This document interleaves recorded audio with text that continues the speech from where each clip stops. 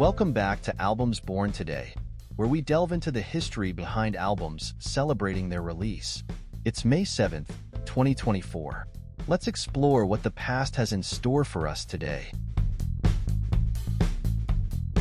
Today is the 29th studio album by Elvis Presley, released on May 7th, 1975. By the mid-1970s, Elvis Presley was in the latter phase of his career. He had achieved legendary status as a rock and roll icon in the 1950s and had gone on to become a prolific recording artist and movie star. However, his career had faced some challenges, including declining health and artistic direction. In 1975, Elvis returned to RCA's Studio C in Hollywood to record Today. It marked a departure from his previous albums, as it featured a more diverse range of material, including country, rock, and pop songs. The recording sessions for Today took place from March 10th to March 12th, 1975. Elvis was accompanied by his longtime backing band, which included James Burton on guitar, Ronnie Tutt on drums, and Glenn D. Harden on piano, among others. The sessions were relatively relaxed, with Elvis in good spirits and enjoying the process of recording. Today featured a mix of original compositions and cover songs. The album showcased Elvis's versatility as a vocalist, with tracks ranging from upbeat rockers like Trouble to heartfelt ballads like And I Love You So. The album also included a cover of the Beatles' Hey Jude, which Elvis put his own unique spin on. Despite the changing musical landscape of the 1970s, Today was well received by fans and critics alike. It reached number 4 on the Billboard 200 chart and was certified gold by the Recording Industry Association of America. Today is remembered as one of the highlights of Elvis's later career.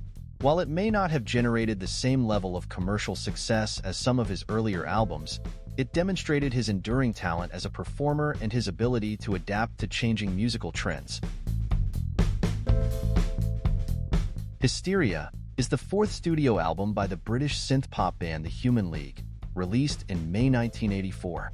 Following the success of their breakthrough album Dare in 1981, which included the hit single Don't You Want Me, The Human League faced pressure to deliver another commercially successful record. The recording sessions for Hysteria took place over a period of several months, beginning in early 1983.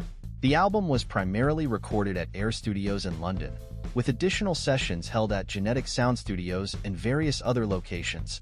Hysteria marked a departure from the Human League's earlier sound, incorporating elements of electronic dance music, new wave, and pop. The album featured a more polished and sophisticated production style, with catchy melodies, infectious rhythms, and thought-provoking lyrics. Tracks like The Lebanon, Life on Your Own, and Louise showcased the band's evolving musical direction. The album reached number 3 on the UK Albums Chart and spawned several hit singles, including Mirror Man, The Lebanon, and Life on Your Own. The album also performed well internationally, solidifying the Human League's status as one of the leading bands of the synth-pop genre. Hysteria remains one of the Human League's most celebrated albums, praised for its innovative production, catchy melodies, and memorable songs. It has endured as a classic of the 1980s music scene and has continued to influence subsequent generations of musicians and bands. With Fear I Kissed the Burning Darkness is the second studio album by the Swedish melodic death metal band At the Gates, released in July 1993. At the Gates is renowned for pioneering the melodic death metal genre, characterized by aggressive riffing, intricate guitar harmonies, and blistering drumming, combined with melodic hooks and introspective lyrics. With Fear I Kissed the Burning Darkness further refined their sound, featuring complex song structures and a darker atmosphere. The album was recorded in April 1993 at Studio Fredman in Gothenburg, Sweden, with producer Fredrik Nordstrom. The band aimed for a raw and intense sound, capturing the energy and aggression of their live performances while also experimenting with more atmospheric elements. The album's lyrics delve into existential and philosophical themes, exploring concepts of fear, despair, and inner turmoil. Songs like Beyond Good and Evil and All Life Ends confront the darker aspects of human nature, while tracks such as Kingdom Gone and Windows reflect on societal decay and the human condition. While it didn't achieve mainstream success at the time of its release, the album has since gained cult status within the metal community and is considered a classic of the genre. The album's influence can be heard in the work of numerous melodic death metal bands that emerged in its wake, shaping the sound of the genre for years to come. At the Gates would go on to achieve even greater success with their next album, Slaughter of the Soul, released in 1995, which is often credited as a landmark release in melodic death metal. The Great Southern Trendkill is the 8th studio album by the American heavy metal band Pantera, released on May 7, 1996. By the mid-1990s, Pantera had become one of the most prominent bands in the metal scene.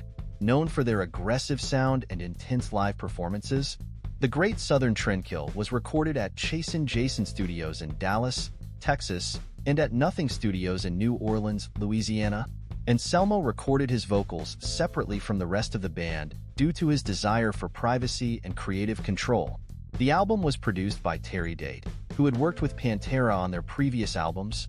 The album continued Pantera's signature groove metal sound, but incorporated elements of thrash and industrial metal. It featured aggressive guitar riffs, thunderous drumming, and Anselmo's raw, aggressive vocals. Tracks like War Nerve and The Great Southern Trendkill showcased the band's ferocious energy and musical dexterity. Lyrically, the album explored themes of anger, disillusionment, and personal struggle. Anselmo's lyrics reflected his own battles with drug addiction and inner demons, as well as his frustration with the music industry and societal issues. Songs like Suicide Note, Part 1, and Floods delved into dark, introspective territory. The album was a commercial success, debuting at number 4 on the Billboard 200 chart. Over time, The Great Southern Trendkill has been re-evaluated by fans and critics alike and is now considered a cult classic within Pantera's discography. It demonstrated the band's willingness to experiment with their sound and push the boundaries of metal music.